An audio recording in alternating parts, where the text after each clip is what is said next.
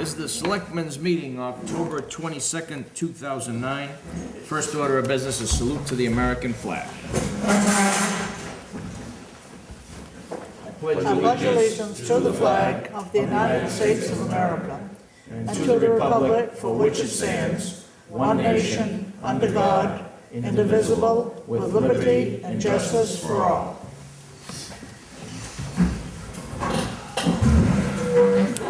Approval of agenda. We want to move Mr. Neal.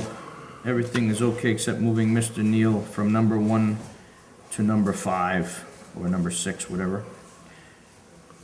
Number 5, see, he just wants to be at the end, so we'll take him out of order, Okay.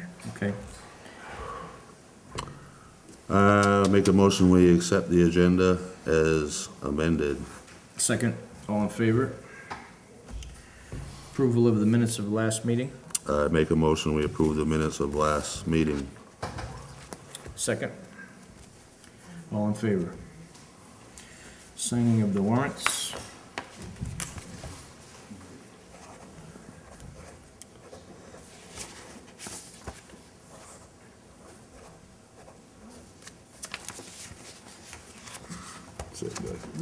Yeah.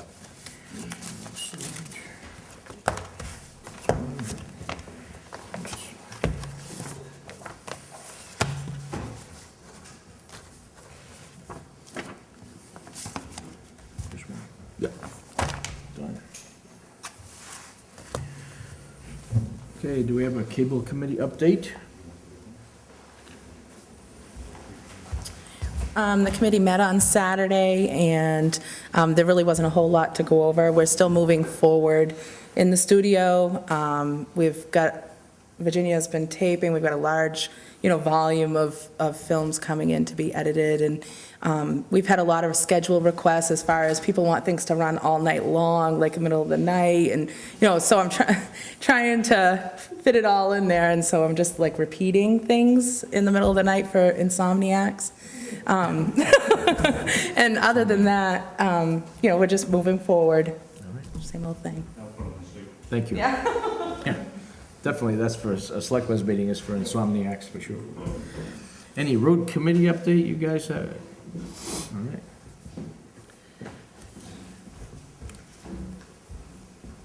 right. The only thing I have is we returned the 5 counters back up to Augusta the other day, and Pam's going to get the results of that. I gave them all the information, Pam's address and email and everything. So as soon as they tally everything up, they'll send all that information to Pam, and she can enter it into, the master program. That's it. All right, great, thank you very much. Okay, we're gonna jump over Mr. Neal and go to number 2, which is 13th Street. We don't have Larissa here. Larissa is at what meeting? She's at a meeting? Yeah, At, so York County Advocate. She's at the York County Advocacy meeting tonight, so they conflicted with this, so she may not be here tonight. But we have this 13th Street situation that we'll talk about tonight. I can tell you what my opinion is, Dennis can tell you what his opinion. We won't vote on it tonight without Larissa here. But the situation with 13th Street, which actually has to do with Covewood Drive, is that we have, those that know the history, Covewood Drive is a town way that was voted in, but it has no connection to any other town way. It goes on to 13th Street, which is a private way. So basically, we have the obligation as a town to plow Covewood Drive, but we couldn't do it because we couldn't get to it before without easements. And we had agreed to plow that part of 13th Street that gets to Covewood Drive to allow the Covewood residents access to a public way, but we couldn't get one easement at the time. Now the state of Maine has changed the laws where there is no more liability on private ways. Private ways, private roads do not even have to have liability insurance anymore, which is a good thing. There's no more, the state has removed liability. So right now, there is no liability to our road commissioner to plow that, or whoever plows it. So my opinion, personally, is that I think we should plow it, 13th Street to get to Covewood. I think it's our obligation to do that. And so that's what my vote is, but we can't vote tonight. But Dennis, would you like to give Well, your opinion on that. I have mixed feelings about it. From the very beginning, anybody that's heard me, I've been against the town ever stopped servicing these roads to begin with. I believe that the town should go back and plow all the private roads that they were plowing. And I understand also why they can't. And I do think when 3 representatives from 13th Street came in and talked to us about a month ago, they said that we would be able to have all the easements in there regardless for plowing snow. I am a little hesitant. Tony and I have talked a little bit about this, and I think probably we do have an obligation, in fact, I know we do, to people on Coldwood. And it's been a nightmare, as the road committee mentioned. This is a very unique situation in the state of Maine, and my understanding is it's probably the only situation in the state of Maine. So it is very unique. And this is just, I guess, because I'm a little gun shy with the things that have been coming out, especially lately. I don't know what is going to, the consequences are going to be for the town of Acton if we decide to do this. Myself personally, I would feel more comfortable with it if the people of the town voted to do it. And what happens if they vote no? We're in the same boat we're in right now. We're still up, you know, I mean, I understand what you're saying, but I think we're obligated to do it. And that if the townspeople voted no, we still are obligated to do it. They really can't vote no to allow Covewood access. Covewood has Oh, to have access. you've got to plow Covewood. That's what I mean, but But we you- can't leave 13th Street not plowed and plow Covewood and then take the Yes, plow you up. can. No, I wouldn't. MMA has already, you must have, if you've got the records, But this- MMA has already said that you can lift your plows. But and this go is over- before, Go over 13th to plow Covewood. that was a liability issue. What's that? That was because of liability. You see? If we had the easements, we could do it, but now that the They law didn't has. say anything about the easements, Tony. I mean, Well, I know over the town of Shapley, they kept plowing the roads, and then they got the easements, which allowed them to Yes. keep plowing the private roads, which at the time I was very disappointed that, with the town of Shapley, they went and tried to get the easements, and I understand they were pretty successful. And I was kind of disappointed that the town of Acton at the time didn't try the same thing with all the roads. I got mixed feelings about it. If I had to vote on it right now, might be with some reservations, but I'd probably vote yes. And I hope the people on 13th Street can understand my reservations. It's a unique situation, and a lot of the private roads in this town already have unique situations. And I wish this was a can of worms we never had to deal with to begin with, but somebody has to stand up to plate and be accountable, and I will be for sure when the time comes. But I don't want anybody to think that I'm against it, because I'm not against doing it. I'm just concerned about the ramifications to the town. Pam, did you have a comment?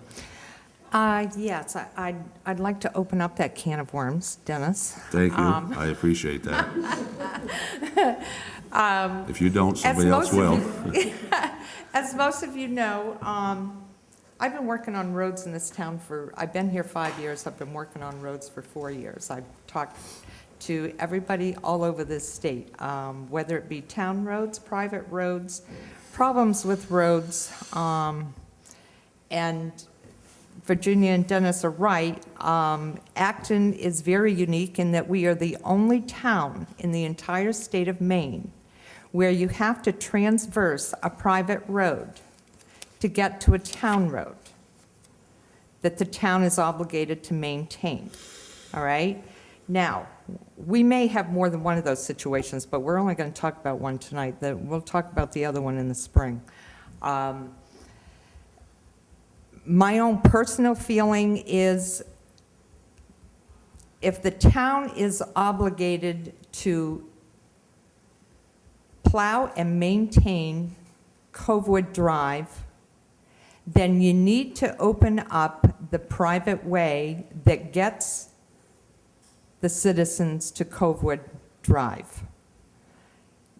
Pulling your plow up is only going to accomplish one thing. You're going to tee off your taxpayers. You're going to bite your nose to spite your face.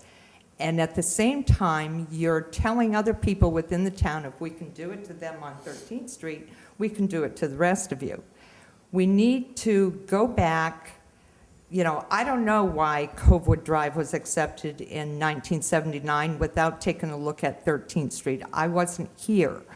I do know that until 1972, there were no subdivision laws. Everything was wide open. Decisions were made willy-nilly. You know, nothing was illegal, let's put it that way. And I believe Acton, where's Chip? When did we come out with our plan, with our ordinances and planning board? I think it was 74. 74, that's what I thought. Okay, so we only had planning boards, you know, for roughly 5 years before Covewood was accepted. I think we need to start cleaning up some of the messes in this town to do with roads that have been in existence for 30 and 40 and 50 years.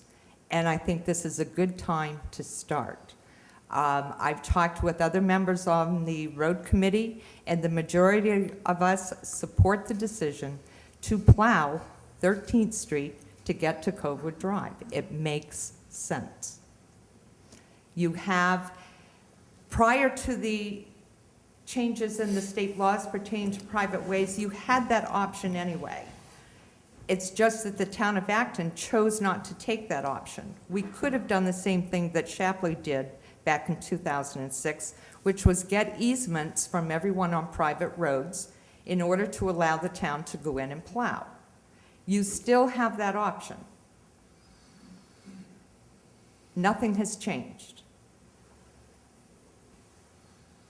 So you still, So- in my opinion, you do not need easements anymore. There is no liability problem. The easements Oh, are for no, the liability. liability, okay, that's where you're confused. The liability in the new laws pertains to directors and officers' insurance, not the road itself. You still need easements, Okay. okay? Still need easements. So then we wouldn't be able to do 13th Street now unless we had that additional easement. And we're I missing. believe you do. You have that? We have a verbal. A verbal A verbal. We agreement. would get an easement for plowing only. Yep. So that's just, Thank you. Would one of you want to just come up and,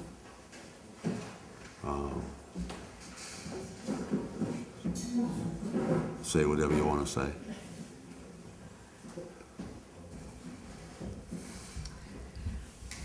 Thanks for opening that can of worms. I was here in the 70s when the town took the road over. At that time, the laws were a lot looser than what they are now, and I believe there had been something on the ordinance books that if a town wanted to become a town way, that if the property owners on that road paid for half the improvement, the town would match it. And at that time, we did. We matched monies, and the town accepted the road at town meeting as a town way. So it was all done legally at the time. You know, unfortunately, now we're hanging out there with no way to get in or get out except going over that private way. And I, for one, you know, I'm kind of glad that we have this road association issue for a while, simply because it's allowed us to work with our neighbors, and we've improved the road dramatically. You know, most of the road is paved now. That wouldn't have happened, you know, unless we had the association. So I'm very grateful to all the property owners on our road, which are 162. And they've been very good about paying their assessments. But we've promised them that this won't be forever, that once we get that road paved, their assessments will drop dramatically. And we do know that beyond Covewood Drive, it's still a private road, and we're responsible, for the maintenance and the plowing there. But I've always felt that the town really should come in from Route 109 to Covewood Drive. I agree with Pam that really what's happening is that people are becoming very angry when they hear that statement that the town will pick up the plow, drive in, drop the plow at the beginning of Covewood, plow, and do the same thing on the way out. We pay taxes too. Most of us don't even have children going to school. Why can't we have 10 or 12 plowings a year? That's all we're asking for. And so I think it's the right thing to do. And that's my bottom line. Before you sit down, Virginia, I appreciate your opinion to the point of what your thoughts are of what I was saying. What you had to say? Yes. Feel free to be very honest. Well, I because just appreciate don't it. understand where you're concerned about, what did you call it, liability or repercussions? Repercussions. Again, I can understand 99% of the time why you would have a repercussion. This is a unique situation. It's not like we're trying to match 7th Street, 12th Street, or anybody else. This is a unique situation, and the town does have an obligation to come over that road. Repercussions, I don't think that you can even bring it into the conversation, because we're not talking about apples and apples here. We're talking about apples and boots. So It's the right thing to do. it's the right thing to do. That's the bottom line. So what if there's a repercussion? It's from the Right. same people that give these repercussions Right. now about things we do that are correct also, so it Yeah. doesn't matter to me. I think the whole town would like to see the officials of the town want to work with the people, not against them for a change. We're seeing changes like that happen, but, this has been a sore issue for, a dozen years or more. And I just think it's the right thing to do. Okay? Thank Does you. that answer your question? Yes. And I don't want anybody to think that I'm against doing it, because I'm not. And I agree with you, the fact that that is a unique situation. But like I said, there's quite a few of the private roads in town which are a unique situation.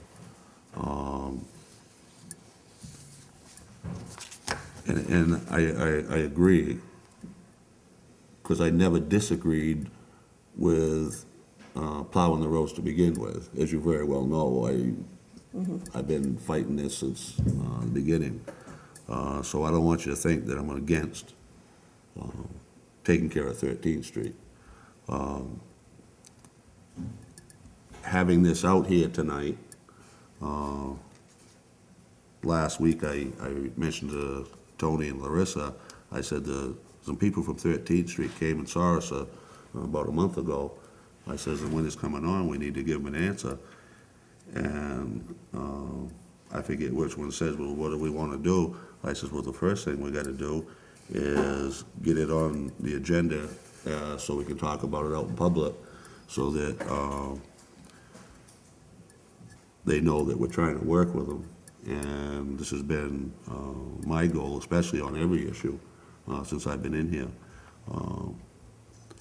And like I said earlier, if to vote on it, I probably will vote to do it. And I guess, talking to Tony a little bit about this, the ramifications, I guess, that I'm talking about are the ramifications that Tony and I especially have been dealing with for the last month and a half, that we have put everything out here in the public, regardless of what is out there being said. We've tried very, very hard to help everybody that we can in whatever way we can, and make sure that everything's out in the public, so that everybody knows what's going on. And so if they want to hear what was really said, all they have to do is either come to the meeting or watch it on TV. So we are trying very, very hard, I believe, to do that. And I wish that we never had to deal with these problems to begin with. And like you said, the best thing that really did happen, especially for your road, is to have a road association. I have been down there, and you guys have done a great job down there. And another thought about this is, and this is just conversation, accepting 13th Street as a Class C road or a Class B road, however standards that you guys have built it with, and I know you've done a good job building the road, a lot better than a lot of our roads in town here. I don't know, it's just conversation. I just want, everybody's opinion on what their thoughts are on the whole situation, that's all. And I've talked to people, and some people have said, you better not vote to do that. And some people have said to me, you better vote to do that. It's just, as you know, the private road thing has been a total nightmare. And until we do make a decision about how we're gonna deal with these things, it's never going to go away. We can just keep putting it back in the file cabinet for the next 5 years, and everybody keep doing just what they've been doing. I don't believe that's the right way to deal with things, but we would have made a decision on this tonight, but I told Tony that I didn't want to make a decision on this without all 3 selectmen here to cast their vote. And that's why, myself personally, I would like to table this until next week. I apologize, I didn't realize, or I'd forgotten or whatever, that Ms. Crockett wasn't going to be here tonight. She may get back in time. Well, she might, I don't know. but if she doesn't, then I would say that we could probably promise them that we'll take a vote on this next week. Absolutely. I can understand your concern about ramifications, and you say that a lot of private roads have unique issues, and I'm sure that they probably do. I know a lot of people have width problems, tree root problems, et cetera, et cetera. Somewhere along the way, you've got to start somewhere. Yep. And if there is anywhere to start, not just because it's my street, I just think it's the right thing to do because of the situation. And, if the people see that you are willing to work with them, they're going to have a little more patience and understanding, to work with you. Yep. And one at a time, maybe we can get each situation resolved, but it's got to start somewhere. Well, as you know, I respect your opinion very much, Well, so. thank you, Dennis. And I always have, so I appreciate you coming up, Thank you. Tony. Thank you. Mr. Neal? First of all, I'd like to say that I agree with both opinions that were just given by the 2 previous speakers. It is a difficult situation, but I have something that I just want to throw out, because Mr. Folsom approached me 4 or 5 months ago, and with a question on 13th Street. And the question that I have is that 13th Street, from what I was able to determine, you look at our maps, you look at previous records, it only comes out to the old 109, which is that little piece in front of the fairground. And so consequently, if that's the end of 13th Street, then how, what about from the end of 13th Street out to 109? There's a piece of no man's land there. Now, either that section that the people are driving on now either belonged to the when they built the new 109 and moved it over, I'm not sure what happened to the old 109, whether it reverted to the budding property owners, or what the status is. But it's something that, you know, I think somebody needs to turn around and it was discussed a number of years ago, and my feeling there was that the 13th Street people would be better off with that little island between the old street and 109, and where 13th Street comes out, just cut right through. I don't know who owns that little piece of land legally, but then they'd have, 13th Street would have their direct access right on 109, independent of the fairground. The fairgrounds could do what they want. You know, I understand that, like, this summer, just before they had the fair, there was a question of who's gonna repair the big old potholes or whatnot. Because I think 13th Street said, well, it isn't ours. And the fairgrounds, well, it isn't ours. Well, so just for the benefit of the fair goers, I think the fairground people turned around and got somebody to haul in some gravel and filled it in. But there is the question of that little piece there for 13th Street people to get out. Do you have information? Kelly has the- Mr. Kelly has information. Actually, Floyd Folsom, he got some maps from the state. The state abandoned that old Route 109. It was officially abandoned, and it's right on the map, 1959.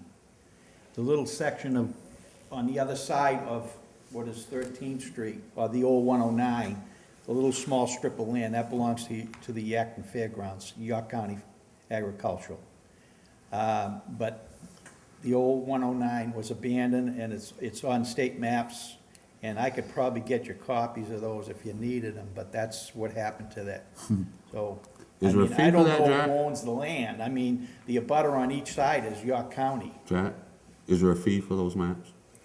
No. I don't think there was a fee. But that's what happened. The road was officially abandoned when they built the new 109 by the state. So Now, who- technically, should you even be going over that part if it's owned by the fairgrounds? Well, They I should be mean, going out the other way. that opening, I don't know who put the opening in there. Yeah, I don't it's know just there. if maybe the state did it when they built the new 109, 1959. I was still in high school. Anyway, they did abandon the road. It's all officially recorded and everything. And York County Agricultural owns the little strip on each side of the road. But if you ran the road straight out, one thing that I think about is the incline. It's bad enough when it's icy before they've come in and sanded, where it is now, if you went further up the road, you'd have a much worse incline to get up to get out onto 109. So, and it would be on private property. Mr. Witcher? The entrance coming in on 13th Street, the one that comes straight out on an angle there. I was informed, I can't remember where I got my information here, but I believe at one time, the town redid that entrance because the fire department couldn't make the corner coming off 109 from the fire station. If I'm not mistaken, that's what I was told, that the town installed that entrance off 109 for access. Thank you. Okay. The last thing we'll say, and then we'll put this away, is that, again, all the decisions we have to make is it legal for us to do this, or is it illegal for us to do this? And I think it's legal for us to do this. I don't think we're breaking the law by allowing that part of 13th Street to be plowed. But we'll take our vote next week, and we'll see how it comes out. Okay. Okay. Number 3 is appointing the ballot clerks for the coming election. So we have to make a motion to appoint these ballot clerks. I've got to read them all first. Okay, who we're appointing would be, the election warden would be Jennifer Rue, ballot clerk Nancy Rumer, ballot clerk Robert Gore, ballot clerk Sherry Smith, ballot clerk Sheila Conway, ballot clerk Michael Conway, ballot clerk Robert Anderson, and ballot clerk Estelle Gore.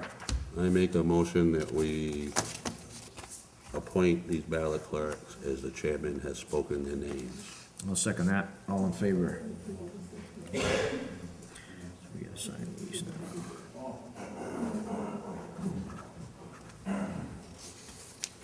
They are doing that a little different this year, if you notice. That particular day, Linda's gonna be in.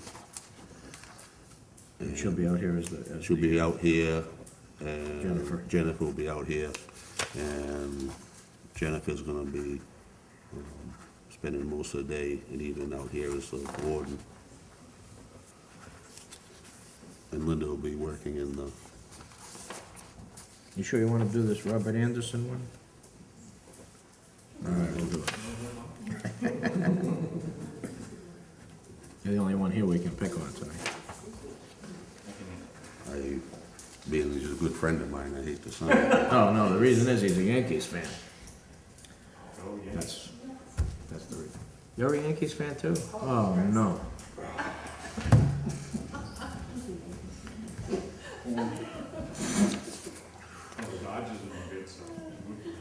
Shouldn't have told me that. Nobody could ever check my signature, right? Because every time I sign, every paper's different. Nobody could ever forge my name. Okay, appointing the representative to the Saco River Commission, which is something we have to do. And currently, our representative is Roy Trafton. And we don't have an alternate. So Roy Trafton wants to do it again. Lorraine, Far as I know. as far as we know. He hasn't said. And why don't anything. we have an alternate? We haven't had one. We haven't had one. Do I we was have the- to I have? was the alternate before. Well, they asked for an alternate. So, I was the alternate before, and then, but the meeting's late at night. And for me to drive home from Porter at midnight, I didn't like it. so should we maybe try to find some, We can advertise advertise, we that, can advertise to for see if that. someone wants to be the alternate? But, I'll entertain a motion for at least Roy Trafton. Make a motion, we appoint Roy Trafton to the Saco River Corridor. I'll second that. All in favor? Okay, you gonna fill that out? Or we'll sign I'll it? fill it out, just sign it, yeah. Just one, right? Just one? The one where it says selectmen. Selectmen's office, okay, The other one, he has to get sworn in with a Didymus judge. okay. See, he pointed for where for Dennis to sign. Dennis signs all over the place. Sometimes we have to put a little arrow there, so Dennis knows where to sign. The support staff, I guess we'll call them, have threatened to deduct from my salary those little stickers there that have the little yellow arrows on them. Because if they don't use them, every time they have me sign something, not every time, most times I sign in the wrong place, so. Okay, next thing is we're amending the policy on the daily deposit procedure. The daily deposit procedure has to do with when we want these checks to be deposited in this automatic system that we have with Sanford Institute. And now the treasurer has changed their hours recently for some reasons, so we are just gonna change this. We used to have it at 2 o'clock, we're gonna make it 3 o'clock. So, the checks collected by the town clerk tax collector are to be submitted to the treasurer by 3 p.m. And the treasurer will have them processed within reasonable expectations by 4 p.m. So we're just adding an hour to what it used to be and amending this. And it just allows us to put more money in that day and we get more interest that day. So it's a pretty good thing. I make a motion, we amend the policy as written. I'll second that. All in favor? Okay.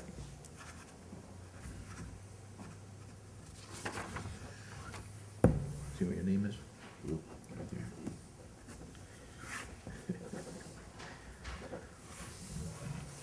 Okay. Now we're gonna jump over to Mr. Neal. And you can explain what you're going to read here. Do we have to give you a time limitation or we? Oh, we got plenty of time. No. Anything worried going on, about that. anything hot tonight? No. Who Go said ahead. who said I was done talking? The thing that I wanted to discuss this evening is, I think most people that have read Lorraine's column, like last week, turned around and she noted that I had accumulated town reports for over 100 years. And in doing so, I took the opportunity to read some of them. And so I picked one out. I thought it was a point of interest would be what was acting like 100 years ago. And so I made a copy of the annual report, and there was some very interesting things. Some things have changed, as we all know, dramatically. And some things have not changed at all. So if the selectmen would allow me, I'd like to just read a few of the good things in here. And this is from 1909. 1909, 100 years ago. The total taxes committed, $265,581. The rate of taxation was $16.50 per thousand evaluation.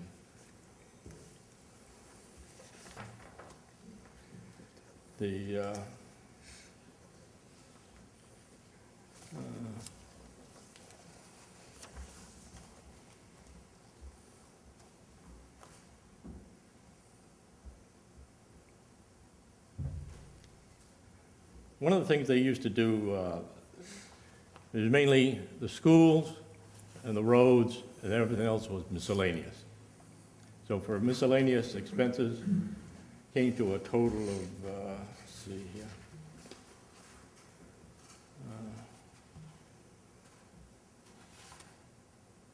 $1,118.40.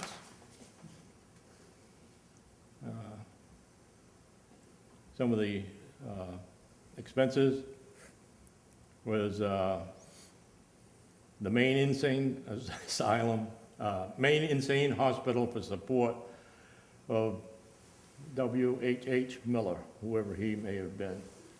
The town paid $181.20. That we should bring back. Right now, we could use that. I wasn't meaning you in particular, but We've still got some of the old forms in the office.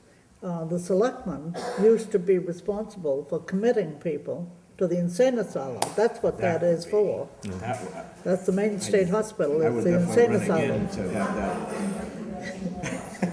that. We paid an old shepherd for 5 hens killed by dogs, $5. Averill Press for automobile notices. Now remember, automobile notices in 1909. I didn't think they even had cars back 1909. $3.50. Paid E.E. Nason, wood for the townhouse, $2. Paid S.J. Nowell for plow for the highway, $13.50. Is that for the whole year? Yes.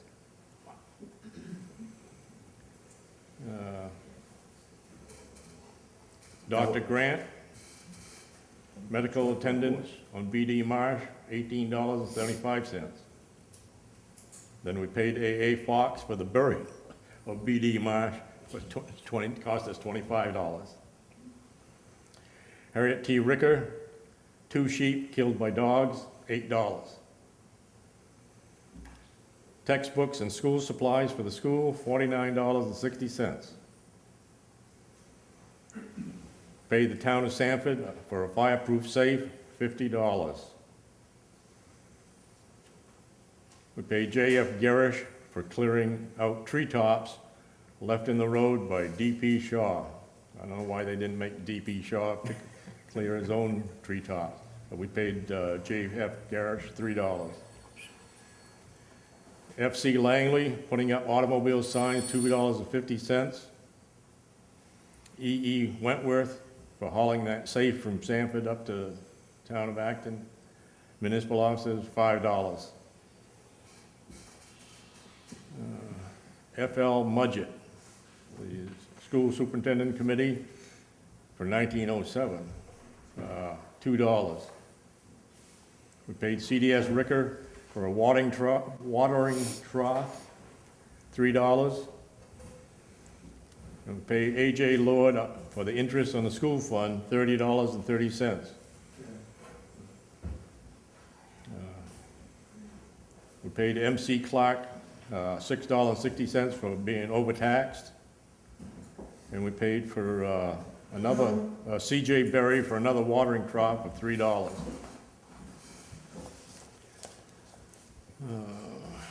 I'll just try to get some of the good ones here. Now, here's one, you know, this is 100 years ago, remember now. S.H. Garvin, Services as Selectmen, $50. I think the selectmen got paid real good. Yeah, for 1909. Here's one here, Mr. Small for attending B.D. Marsh's funeral, $2. Even paid somebody else to go to the funeral. They had to pay someone who's nobody liked the guy or something? Then F.K. Bodwell, Services as Selectman, $25. H.E. Wentworth for services on the Superintendent Schools Committee, $2. Also paid him for repairs of the schoolhouse, $5. There's another selectman, H.E. Hersom, services as selectman, $30. The A.J. Lord for the services of collector and treasurer, $10. Don't tell the present ones. Paid for fighting fire near Union Park, $31.50. Now, here's an interesting one. Paid for the brown-tailed moth nest. This is removal. I think, especially this year, we've seen all around the areas the brown-tailed moth nests on the trees and whatnot. Well, back in 1909, and I've seen this in subsequent years, you know, for a number of years, that the town paid C.J. Lasky, $4.78, S.H. Garvin, $7.96, F.K. Bodwell, $49.13, C.A.L.L. Treadwell, $22, and H.E. Hersom, $22, for a total of $105.87 to remove brown-tailed moth nests. Now, the next one is real interesting. I think everybody in town got paid to work on the roads. And the total summer road budget was $1,009.05. And then you can see there's three pages of names of people that get paid to work on the roads. But one of the interesting things that I just want to read what the selectmen said about the road commission. The intention of road commissioners is respectfully called to the following points of the law. Road commissioners are at all times under the general direction of the selectmen and are responsible to them for the expenditure of money and the discharge of the duties generally, and shall render to them monthly statements of their expenditures, and they have no authority to exceed their appropriation without the written consent of the selectmen. Attention is called to this matter in view of the fact that the road commissioners for the last 2 years have considerably exceeded their appropriations. Remember that. I thought that was good. So they say the summer highways amounted to $1,009. The winter highway budget, they spent $321.80. And again, there's 2 pages of people, names that got paid for working, they call it breaking roads. I think what it is, everybody that lived along the road, they'd turn around and clear out their own little section. So, but I just thought this was really interesting.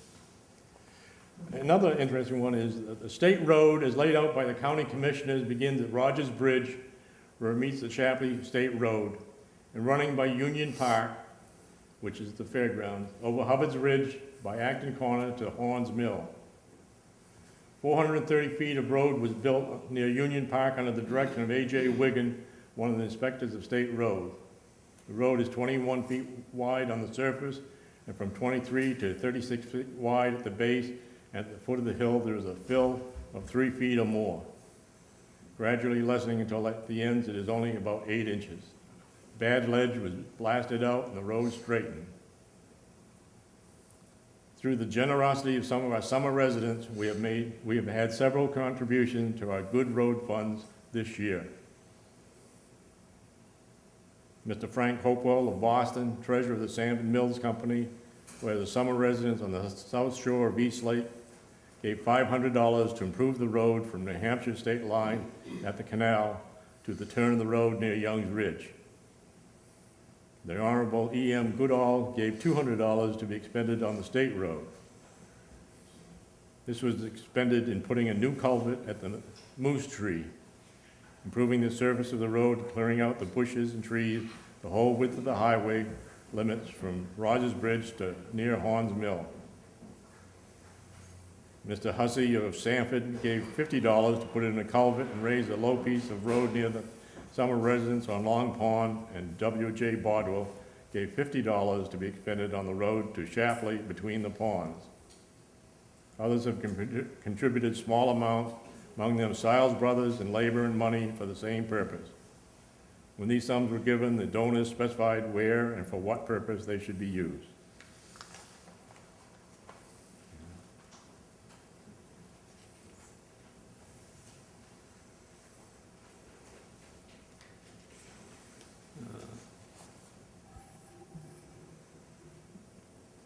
Now, back in those days, they had the town farm, which was used quite a bit. And there's a thing here, the inventory of the town farm on February 12th, 1909. There were 2 oxen, 3 cows, 2-year-old heifers, 18 hens, 2 shoats, 225 pounds each. What's a shoat? Pig. Pig. 4.5 tons of good hay, 2 3/4 tons of meadow hay, 75 bushels of potatoes, 50 pounds of pork, 2 bushels of beans, 1 barrel of vinegar, 3 barrels of cider. In addition to the above, there is the usual supply of groceries and provisions in the house, such as are in daily use by all families.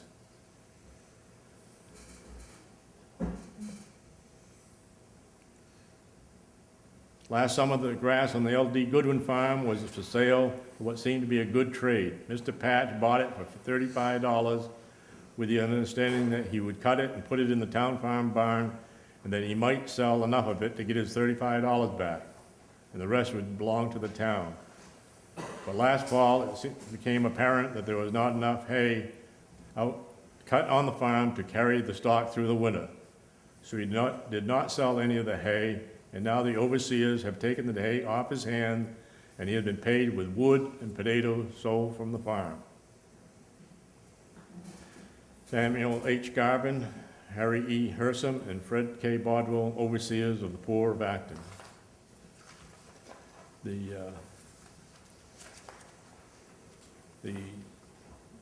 Also has a report of the superintendent of schools.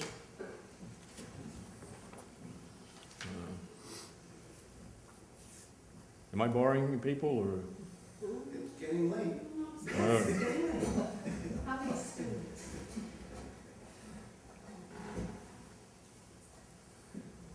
Originally, correct me if I'm wrong, Lorraine, there are up to 13 schools, Well, 13 schools. one-room schoolhouses in the town of Acton. By 1909, they reduced it down to 6.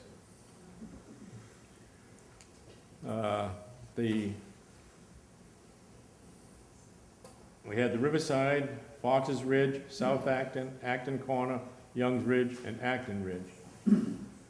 Now, one of the things that I found interesting was that the teachers were paid $7.50 in 1909. And generally, they get paid another allotment for board.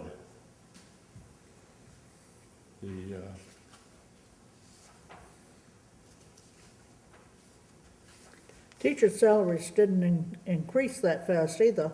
My mother came here to Acton to teach in 1941, and she got $25 a week. And then she got an extra 50 cents to build the fire and sweep the floor. How many students did they have in school? Oh. 13, 30, 30? all 8 grades. They didn't have Well- kindergarten then, they had grade 1 through 8. One of the things that I found interesting, I don't know when it's there, that we tuition many of our students to Newfield. Now, apparently, all the kids that Acton lived in Ridge over on the Acton Ridge side of town went to school over Newfield, and the town paid the tuition. But this is just some of the things that I took out of this annual report of 1909, and I had, the oldest report that I come across was 1873. And, but it's just so interesting, once you get reading into these things and see what's going on, and see what the town paid for certain things back then, and trying to compare it today, when you look at the school budget, $5 million. The overall school budget wasn't even $5,000 back in those days. When you started, you mentioned the tax rate, what was that tax rate?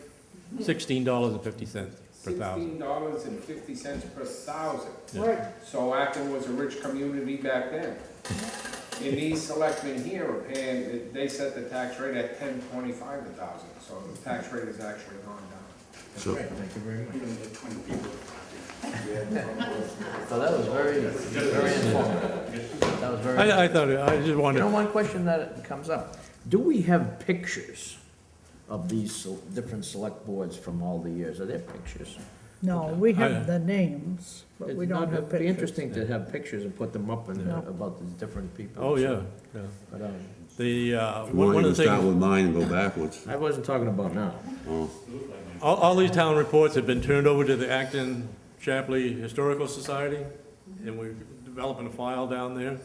And then, to go along with that, is that we're turn around, and if anybody knows anybody that has any old pictures, to somebody, let me or Lorraine or somebody on the Historical Society know, and would like to borrow the pictures, and we'll get, Make copies. copies made.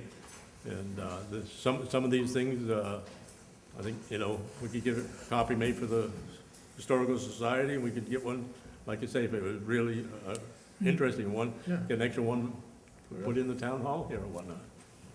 But, so if anybody knows anybody that has some old stuff like that information, let us know. so I guess that's why you say Is he that. here to talk? Well, thank you very much. That was excellent. Thank you. You're Thank welcome. you, thank you. Oh, Okay. Tom came in, but we Tom is here. he never got back to us. Okay. Do we have, we just have a couple of announcements. Anybody have anything else before we make the final announcements that they'd like to speak about? Yes, Mr. Cash. I got a phone call from Lorraine that I didn't receive until this evening, that you folks were requesting to speak to me this evening. If you would like to. Sure. Okay. It was up to you, Tom, if you want to do it tonight, if you want to do it tomorrow, Come or, in tomorrow if you want. okay. You gonna do it tomorrow? No, I'd rather Oh. take care of it tonight. Take care of it tonight? No, that's fine. Town business, I assume. Okay. Well, basically, okay, we'll get on to that. You want me to come to the podium? Please, please.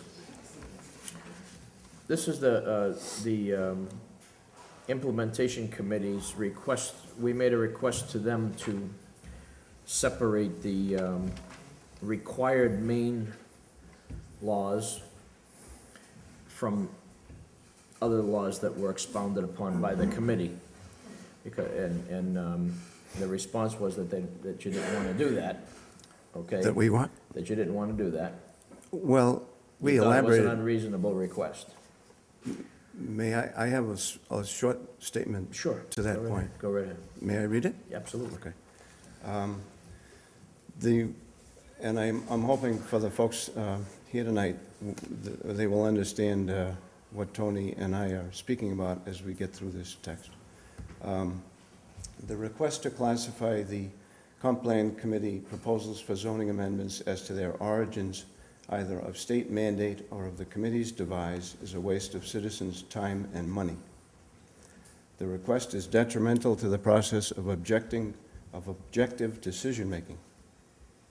The search for political correctness or measuring in terms of a Rush Limbaugh seal of approval completely disregards any realistic evaluation of the proposal's merit as practical land use planning solutions for the townspeople's consideration. That's the kernel of my thought that I was hoping to convey to you folks tonight.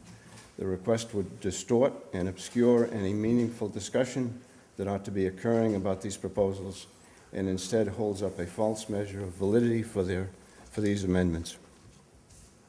Because a number of aggrieved individuals have problems and questions about these measures 5 years after their preliminary approval by town meeting does not necessarily make these requests to categorize worthy of consideration.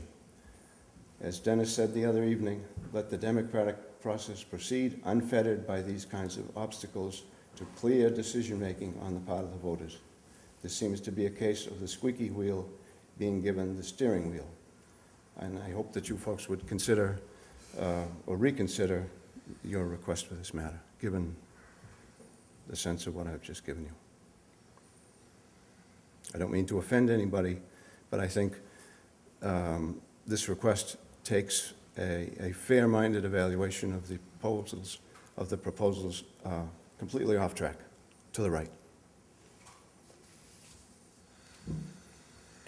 Well, after thinking about it, that was what you had sent us.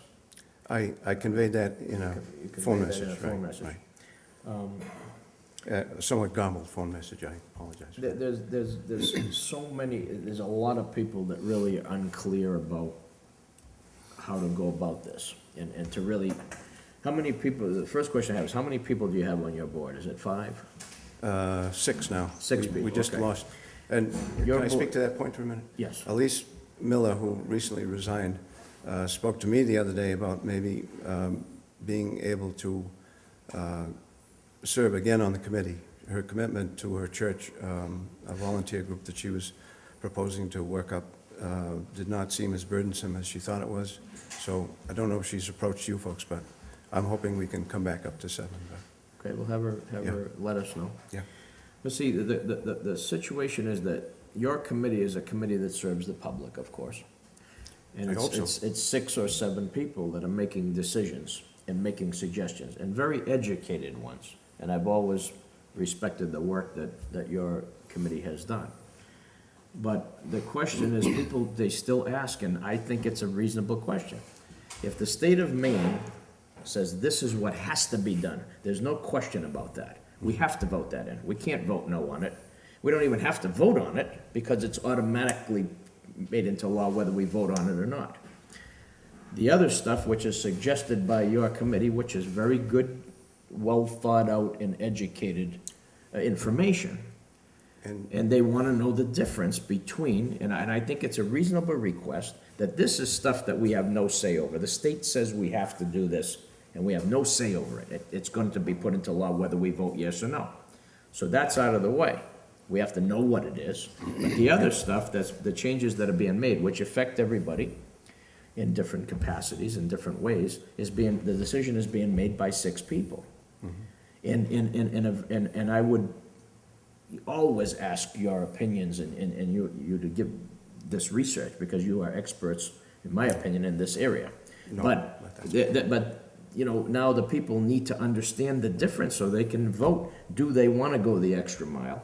And whether it came out now or it came out 5 years ago, whenever it came out that they're asking this, they should be allowed to have this information. I mean, I personally would like to see this, because I think it's very clear. Yes. Stop for a second, they get changed. Okay, sorry. Let's stop 1 second. I'll hold my thought. I don't know if you've ever asked us for it, but I mean, it's free for the asking. I don't know if we have any extra copies. It was distributed by Southern Maine to our members, obviously. Yeah, And, this is what we were told, that you received a copy of Right. what the mandated zoning ordinance were, Right, right. ready for our book, and then you folks amended after that. Yeah. Is that correct? Yeah, yeah. Then why can't you give the We board haven't- a copy of the Southern Maine recommendations, because that's what's mandated and what needs to go into the thing? If to have addressing this conveyed. was, if addressing this request was that simple, and I hope it could be that simple, we'd be more than happy to do that. But it seems like what We're back on? Okay. We're back live, 1 second. Wait till Dennis comes back, 1 second, please. Dennis is coming. We're back on camera. Yeah. Okay, he's back. Go right ahead, Mr. Cash. well, maybe Lorraine ought to ask her a question. Okay, Lorraine, do it again. Ask that again, please. Yeah, no, what my question, my statement was, that we were told that Southern Maine Regional Planning had given to your committee in zoning ordinance format, Yep, the state regulations, what we had to put in. yes. they And did. then you folks worked from that to amend the changes Right, that you and what- wanted.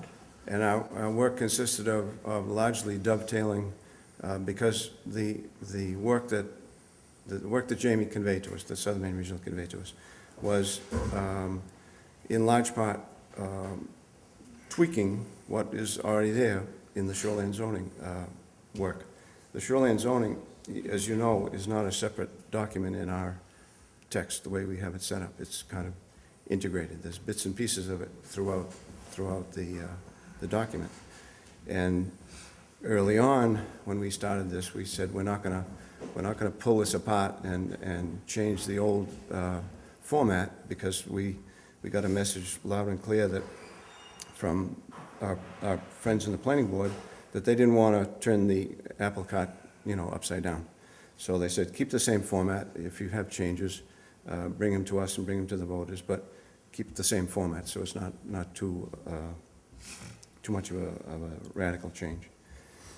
But if you're requesting, and I hope you are, that the meeting this request by the select persons would be met by merely conveying or making that document more accessible, which, it was there for the asking. We just received 7 when we started out our work, and we were never given copies to disseminate to anybody. And if you folks wanted or needed copies, I can get those through Southern Maine, I guess. But if providing that and a list of the 2 or 3 amendments that we made, and the ones that float to mind, and I've brought these up a number of times before, were an enhanced stream buffer that consisted of, currently the state protects only second-order streams, right, John? Which is below the confluence of 2 intermittent streams, if they flow into a great pond.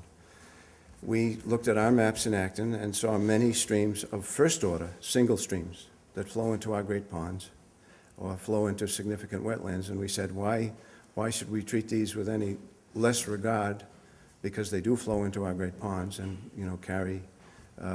would carry injurious compounds, maybe, if development occurred too close to them, into our great ponds. We said, why don't we treat these with the same level of protection as the state has requested for second order? So that was our one change, and the other substantive one that comes to mind is the Moore Amendment, as I call it, which is a sliding scale buffer of protection for wetlands above 2 acres, with a threshold of 25 feet per acre of wetlands. So a buffer, and it works backward from the existing resource protection buffer of 250 feet for 10 acres.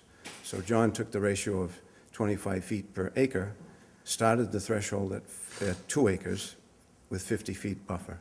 And we suggested to the townspeople, because our wetlands, and a wetland of 2 acres is a significant, body of water, and a significant habitat.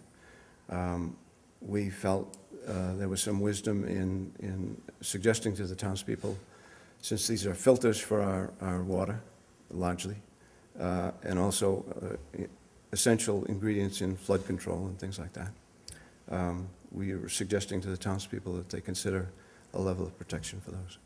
And I think John, you might be able to help me here. Those are the two substantive ones that come to mind. I can't think of any other ones real quick.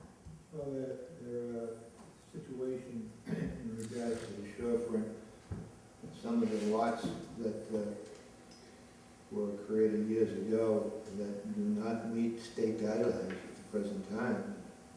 And we try to address that as well, because to avoid pollution of the ponds. And the ponds are our industry in the town. The state says if you've got less than a half acre, you can't put a septic tank in the well on that property. So we're trying to address that as best we can. So we have this document. Yeah. That's available, The that the has state all the document state mandated ones. that Lorraine was So if referring we to. had yeah. that. Yeah. And you could just give us These substantive There's not changes? many. That's No, what we're asking no, for. there's a That's handful. exactly what we're asking for. Okay. That seems like I- it's easy. No, I Not just the thought, substantive one, all the Well, changes. all of them, we have to have all the, people wanna know all of them, not well, just. 'cause- see, that's where it gets burdensome for us and our secretary, or whomever you ask to do this, and ultimately it's going to be us, because we're the source of this information, I guess, is that there's a large body of work that we have put forth to the voters. So line by line, we have to go through, and to a large degree, we took existing zoning language and either with the thought of protecting our resources better, we made it a little more protective, and/or we folded in the changes that the state was asking for. So it's kind of a hybrid to ask for a clear line item, differential is going to be difficult, but I guess we can do that. But I just, Tony, the point I wanted to make, and I tried to do it in this text and in my phone message to you folks the other day, respectfully, was that I feel strongly that you're holding up a measuring tool to these suggestions that ought not to be applied, merely because they are mandated by the town and have to be accepted. Doesn't mean that a voter ought not to question the validity of them.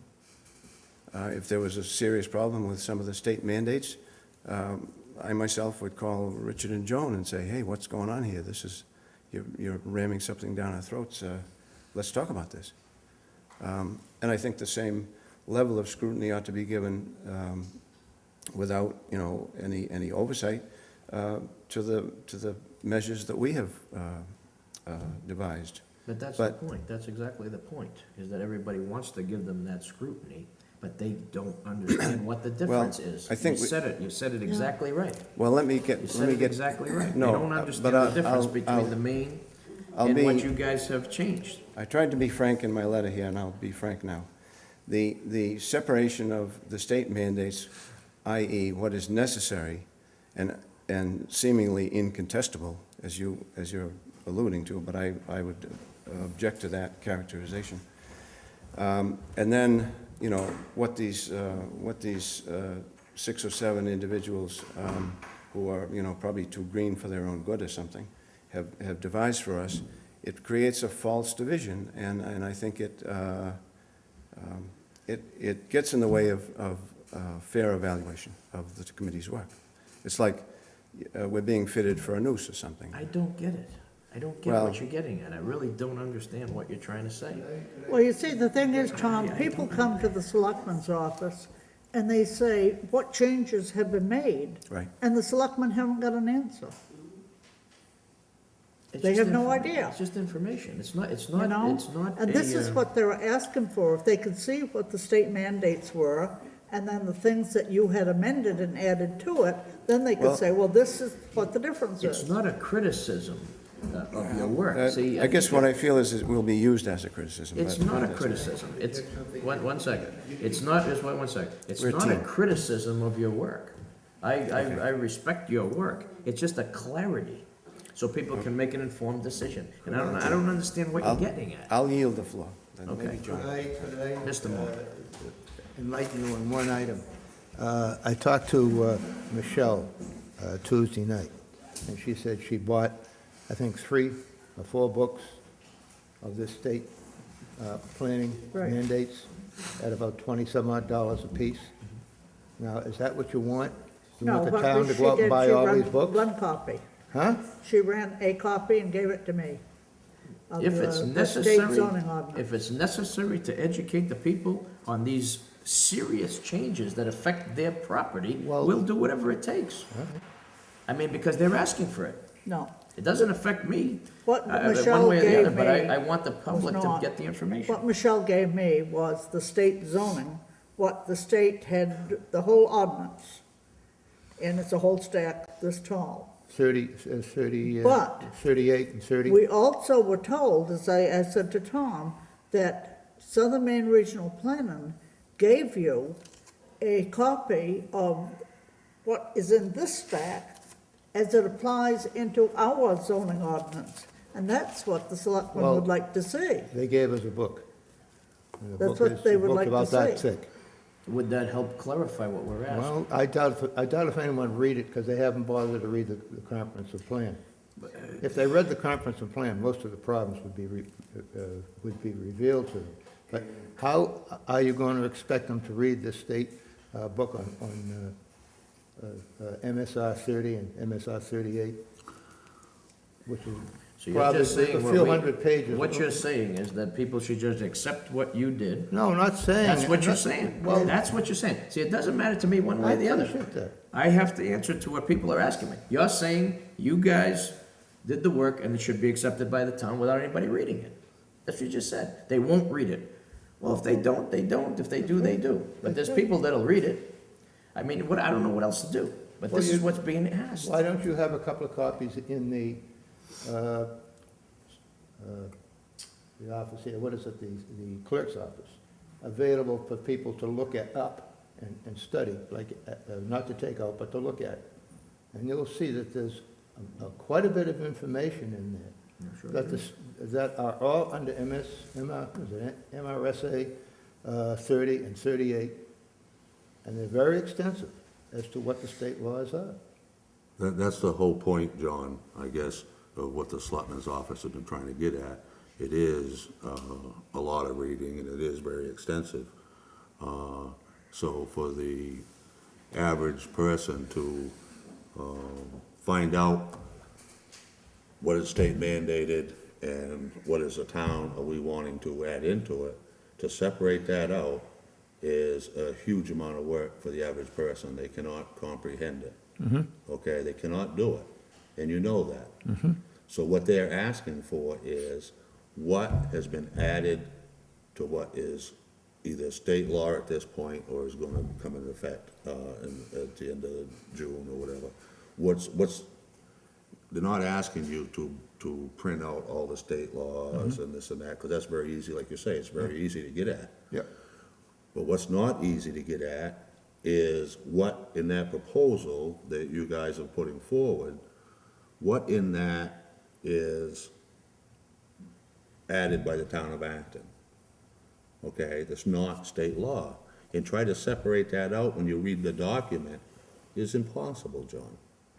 Unless you've got months and months and months to But- go back and forth. The- And you guys have done this work. The ideal way to handle that situation is to have the open hearings and have the people come in that care about it, that are actually questioning it, and have them ask questions at those open hearings. So we've had a lot of, when the comprehensive plan was being developed, there was a tremendous amount of open hearings.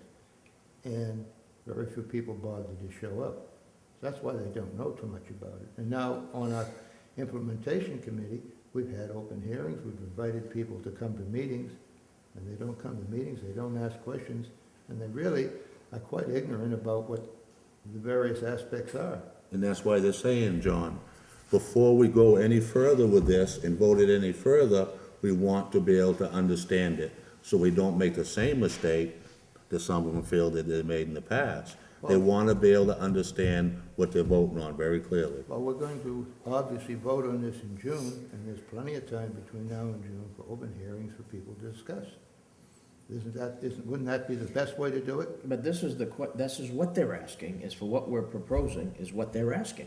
I know it. because they don't get the answer clearly in a hearing. They want to have something to take home and read and study that's not as complicated as what you're saying. I think I think if the people are interested, they'll come to the open hearing. They're not getting the answers at the open hearings that they're satisfied with. That's what the question is. Well, that's because Not your fault, they're but, not answering the questions. well, they're not educated enough to ask the questions. They don't have the separation. Well, first of all, They don't have the separation in front of them. First of all, the ordinance has to be printed, okay? And of course, this change is proposed right now for 2 weeks from now on that. When that election is finalized, there will be changes made. Then possibly we can print the whole ordinance, then have public hearings, and people say, this affects me, that affects me, I don't understand this, I don't understand that. And that's what be the proper time for people who have a question to come in there. Because if you give them something to read, they're not reading what we've given them already. What makes you think they're gonna read it again? Anything else? The best thing is to have them come in and talk to us. You have to have it available in writing. You have to. The ordinance should be available in writing. You know, they don't understand it. This is the problem. We have to find ways to make them understand it. You're not selling me on that, okay? You're I not don't selling- understand what you're asking for, because if you have the ordinance in front of you, What I'm asking. and then you ask questions regarding the various aspects of the ordinance that pertains to whoever is affected. They want to see the whole thing. The very whole thing clear. of what, the ordinance? They want to see the separation of the main and what was added in. That's what we want, what people want. A lot of people want that. I don't know how else to explain it. I know what you're saying, but you know, that was work that was done by the Comprehensive Plan Committee, not by the Implementation Committee, so maybe you shouldn't be asking us. Well, then, what we can do is we won't put any of it, my opinion would be, if you're not gonna do it, now let's get right down to what we're gonna do. It's If not you- our if you- job to do it. If you're not gonna do it, all we're going to put up for voting is the main state laws, and we'll leave the rest out until it's clarified. Because I refuse to put up something that people don't understand. I don't understand it. And it's simple as that. So you don't have to do it. Have you You read don't the- have to do it. We'll have just you- put the main Have and you leave it the read way the it was. comprehensive plan in detail, I have read it. entirely? I have read the entire comprehensive plan Okay. So what at is, the very beginning. so when you for the get vote. the ordinance, you can read the ordinance in detail, and then you can put the two together, and things you don't understand, you can go, and if you had those books at the clerk's office, you could look up the various aspects in those books. It's too complicated. Well, here's the story. In the democratic process, if you don't want to do your research, you deserve to be screwed over. That's how the democratic system works. That's not a good comment. I know, but that's how it works. No, It's up to okay. you, it's up to you to take the responsibility to find out what's going on. Well, this is what they're doing. This is what they're asking. They're asking their selectmen to make it clear for them. Okay. And I accept that responsibility, and we're gonna do it.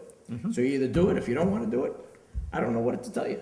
Okay. Yeah, we're arguing about, it's ridiculous, you know, I mean, these are educated people asking these I'm questions. telling you how that we would do it. No, that's not acceptable. Oh, It's well, not, it's not clear Then enough. I don't know what to say. If you don't want to have a public hearing and explain to people things, and you find that's not acceptable, I don't know what else you can do. No, we didn't say we didn't want to have public hearings. Well, that's what he just said. The public hearing is unacceptable. No, the information that they're asking, even at the public hearings, they wanna see this in writing, this separation. I think it's a very reasonable and very simple Well, request. no, it isn't. It really It's not isn't. reasonable. Well, I think it is. Well, that's because you haven't got enough information to make that decision. You look at it and say, that should be very easy, but when you get into it, you find it isn't. It's a very difficult. That's why it has to be clarified. We're going around and around. You're right. It's complicated. You just said it. You're right. And it needs to be clarified, whatever it needs to be done. Because we're voting on people's land that's important to them, that they own, that makes changes that affect their livelihood, that affect their values. All right, Mr. Kesher, see if you can help us out. I'm just one individual on the committee. And the statement, I want to just clarify, the statement I read came from me, not from the committee. The committee did not approve or disapprove of that. They never saw it.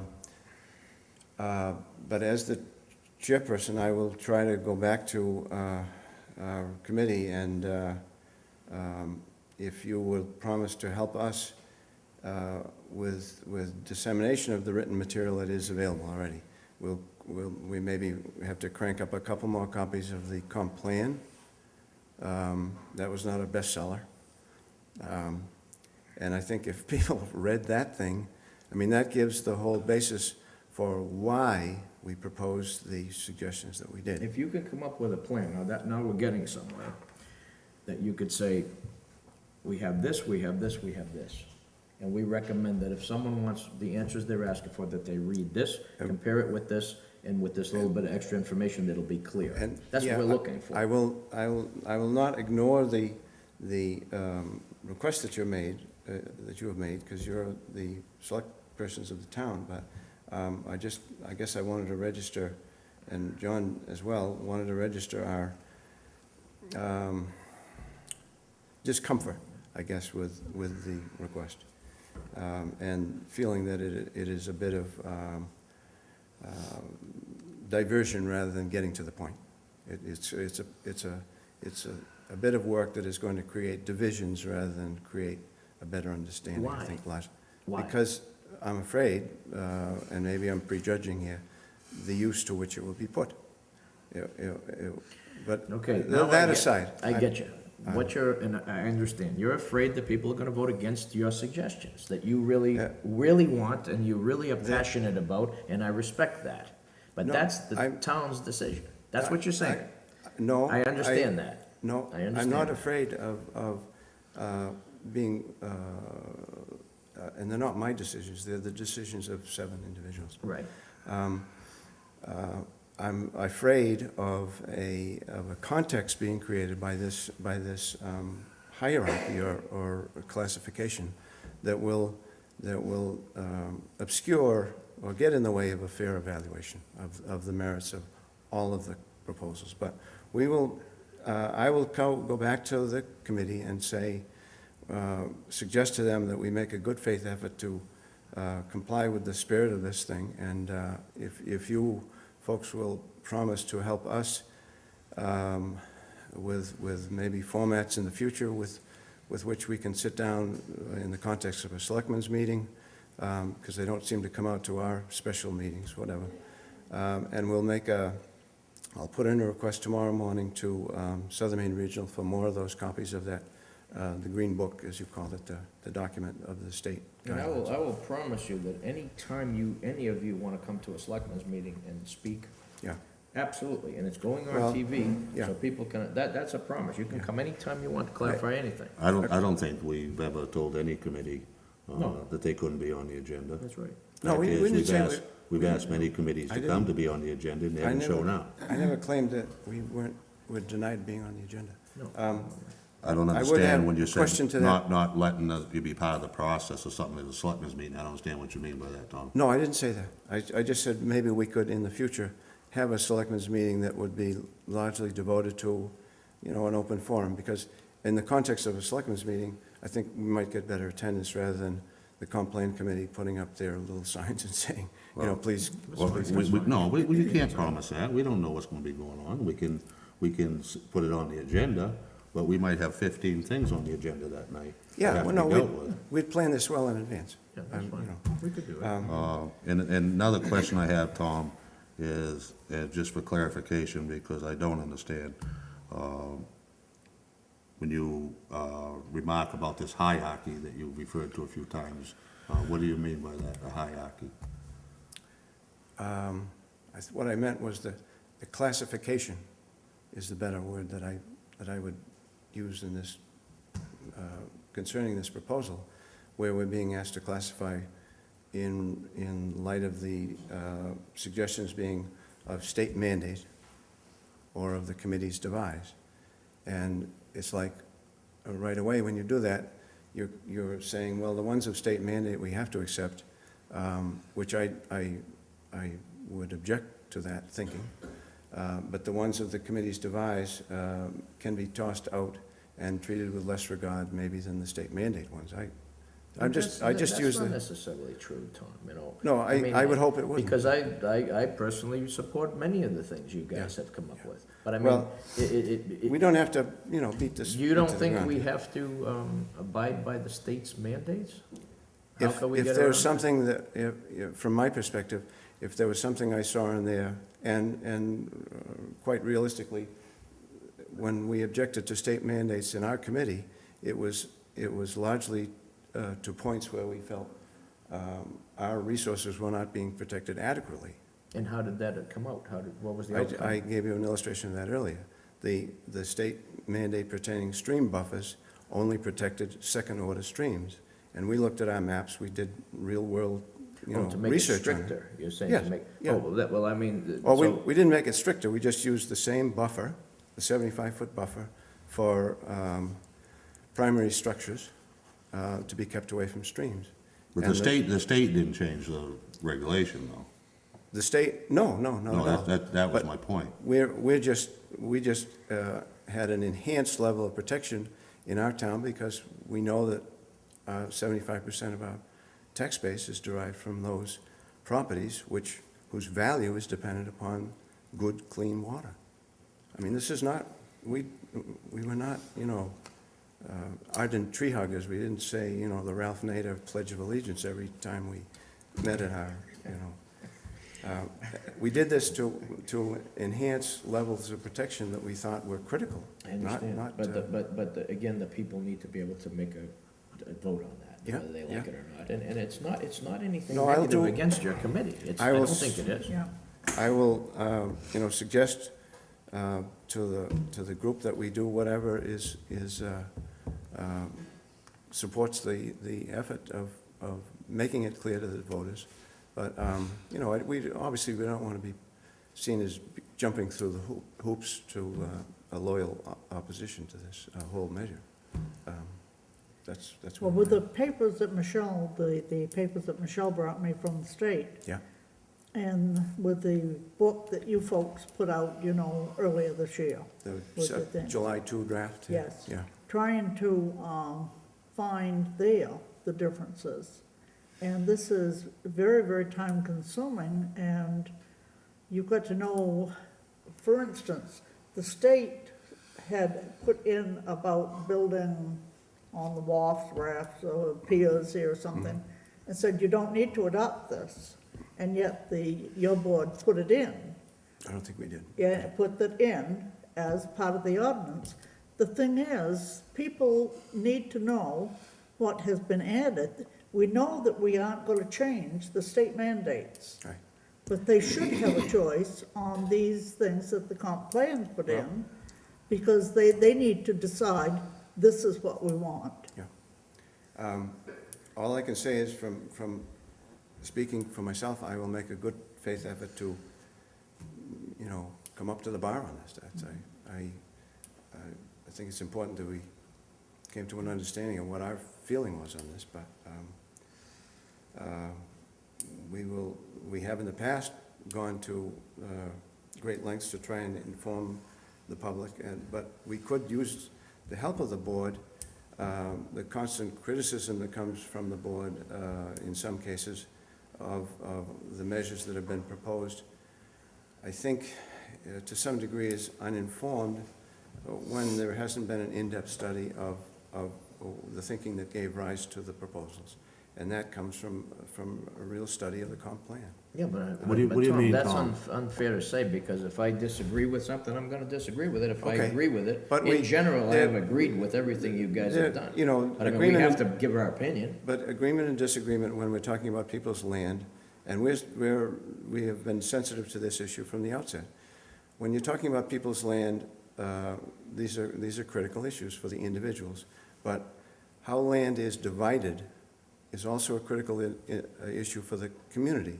If you're going to go back to 2-acre lot sizes, for example, that has an impact on the whole community, not just the individuals who are able to derive, 3 lots out of a 6-acre But lot that's versus 2. But that's what you've suggested, and that's your committee's opinion. Right, Selectmen right. can have a different opinion. I mean, there's Right, nothing wrong with right. that. But It's not criticism, it's a No, different opinion. Understood. But I think everyone ought to understand that the measures that we're proposing have an impact on the individual, and they also have an impact on the community as a whole. And I think as we do with any zoning proposal, the merit comes down to the greatest good for the greatest number.